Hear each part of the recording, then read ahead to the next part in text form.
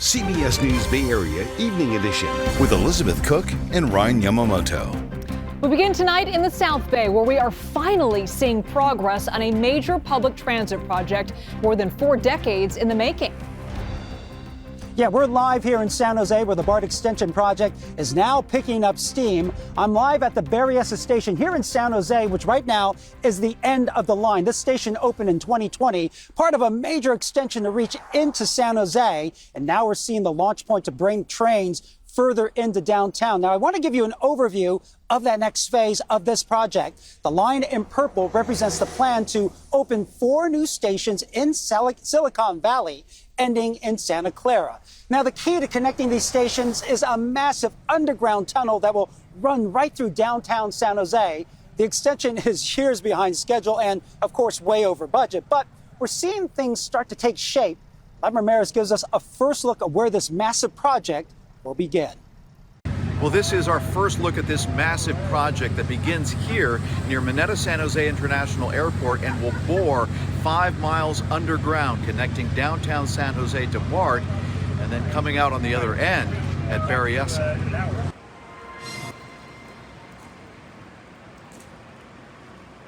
From above, the scale comes into view, the beginnings of a deep tunnel and what looks like a small city of cranes, drilling rigs, and hundreds of workers. This is the future gateway for BART into downtown San Jose and the start of a massive tunnel that will make it all possible. VTA construction managers say the $12.7 billion project is funded by voter-approved local tax measures plus state and federal transportation dollars, a big chunk of which was just approved months ago. Last summer, right after we broke ground here on the West Portal site, we received word that the Federal Transit Administration, the FTA, is going to contribute up to $5.1 billion of the cost of building BART Silicon Valley Phase 2. The tunnel will stretch 5 miles and reach an average depth of 80 feet, carrying BART from Berryessa through downtown San Jose into Diridon Station and out towards the Newhall area where much of today's construction is happening.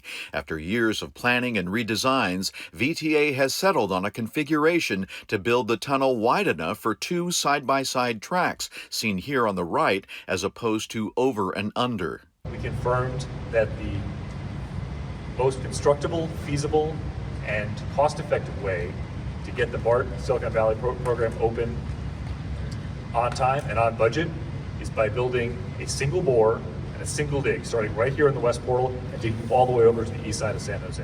Engineers say 2 major challenges lie beneath the surface: seismic safety and hitting underground water. First, we explored all of the ground to establish the anticipated conditions, allow the contractor to bring equipment that was well suited for this ground, especially the tunnel boring machine, which is custom designed and built for our local ground conditions. A custom-made tunnel boring machine, now being built in Germany, will be assembled on site. It will drill through the earth at the front and lay concrete tunnel segments behind it as it moves, forming a passage wide enough for the tracks and terminal platforms. As massive as this excavation is, we need every bit of it to install our tunnel boring machine. It will be lowered in segments down to the bottom of the shaft and welded together and launched. The entire tunnel boring machine factory is almost 350 feet long. For now, it's all early groundwork, but these scenes mark the start of a project that will reshape Bay Area transit, even if riders won't see trains here for more than a decade.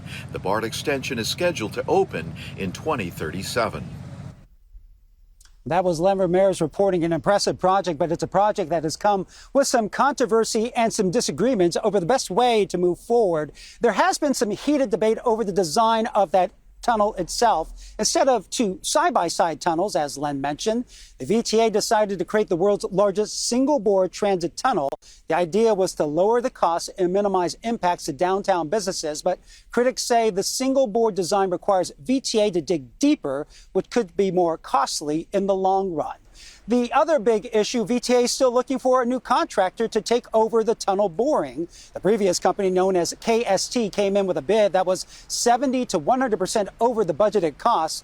That will mean more delays for a project that was originally supposed to open by 2026. And as you can imagine, for businesses that operate along this BART extension route, it's been a long and frustrating process. Some were forced to move, and coming up at 5:30, I'm going to talk to the owner of a local bakery about his experience of having to close up shop and then reopen more than a year later, and why he says the VTA actually has been really helpful to ease that pain. Liz, back to you.